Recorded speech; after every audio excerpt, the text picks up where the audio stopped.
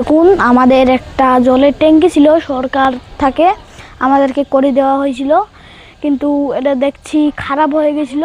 তারপর থেকে এগুলো মালপাতি চুরি হতে যাচ্ছে, ধরতে পারছি না। 3.5 লাখ টাকা খরচা করে এই সরকার আমাদেরকে বানাই দিয়েছিল। গ্রামবাসীগুলা খুবই খুশি ছিল। আর এখন এটা হওয়ার পরে চুরি, আমাদের গ্রামবাসীর কত জীবন নষ্ট হয়ে গেল। জলের অভাব পড়ছে এখন। দেখুন, মিটার ভাঙ্গে টাঙ্গে কি করছে দেখুন। পাইপ লাইনের কাজ দেখুন, এখানে ঢেল ঢুকে দিচ্ছে, ওইখানেও ঢেল ঢুকে দিচ্ছে। এটা তো ফিল্টার, ওইখানে বোতল ঢুকে দিচ্ছে। তো এইখানে কিছু জন ভটকা ফুটাচ্ছিল, আমরা গাল্লালাম, তারপর পালালো।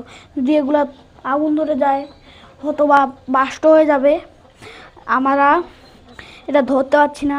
এই যে আর একটু আগেই একটা মানুষ এটা ভাঙিয়ে দিল। তা আমাদের ভিডিও যদি ভালো লাগে থাকে লাইক সাবস্ক্রাইব করে দিবেন।